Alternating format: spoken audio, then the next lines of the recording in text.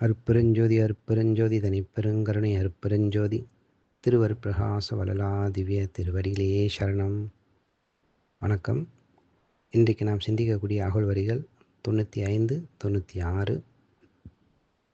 அகழ்வரிகள்: emblem என தொழுது ஏத்தினோர்க்கு அருள்புரி அம்பலத்து ஆடல் செய் அருட்பெருஞ்சோதி. இந்த அகழ்வரிக்கான விளக்கம்: இதற்கு முன் வரியில் இறைவனை வாழ்த்தினோர்க்கு அருள் புரிவாயாக என்று வள்ளல் பெருமானார் வேண்டினார். வாழ்த்துகின்ற மக்கள் கோடிக்கணக்கில் உள்ளனர். எப்படி வாழ்த்தினால் அருள் புரிவான் இறைவன் என்பது இவ்வரியில் கூறப்படுகின்றது.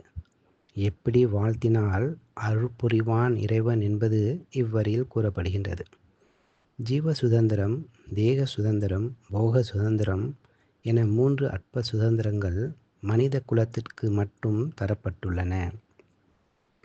அதை பயன்படுத்தி சிற்சில காரியங்களை தங்கள் விருப்பத்திற்கு ஏற்ப மனிதர்களால் செய்ய இயலும். தங்கள் விருப்பம் போல் மனிதர்கள் செயல்படுவதால் அவர்கள் செயலில் உள்ள நன்மை தீமைக்கேற்ப வினை பயனை அவர்கள் அனுபவிக்க வேண்டியதாகிறது. மற்ற எந்த ஜீவ ராசிகளுக்கும் இந்த சுதந்திரம் இறைவனால் அளிக்கப்படாததால் அவைகளின் செயல்களுக்கு வினை ஏதுமில்லை. வினை என்பது மனிதருக்கு மட்டுமே உண்டு என்பதை நினைவில் கொள்ள வேண்டும்.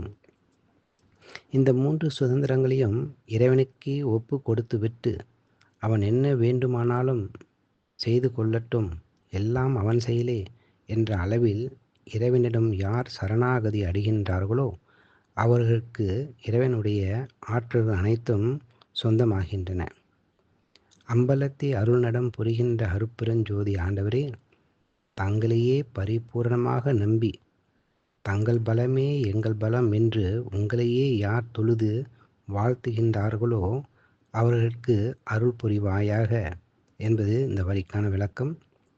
ஒரு பாடலில் நடராஜ பலமது நம்பலமே, நடமிடுவது திரு அம்பலமே என்று பெருமான் பாடியிருப்பார். இதையும் கருத்தில் கொள்க. அருட்பெருஞ்சோதி அருட்பெருஞ்சோதி தனிப்பெருங்கருணை அருட்பெருஞ்சோதி திருவருட்பிரகாச வளலா திவ்ய திருவடிகளே சரணம். ராமலிங்கா அபயம் ராமலிங்கா அபயம் ராமலிங்கா அபயம் அபயம்.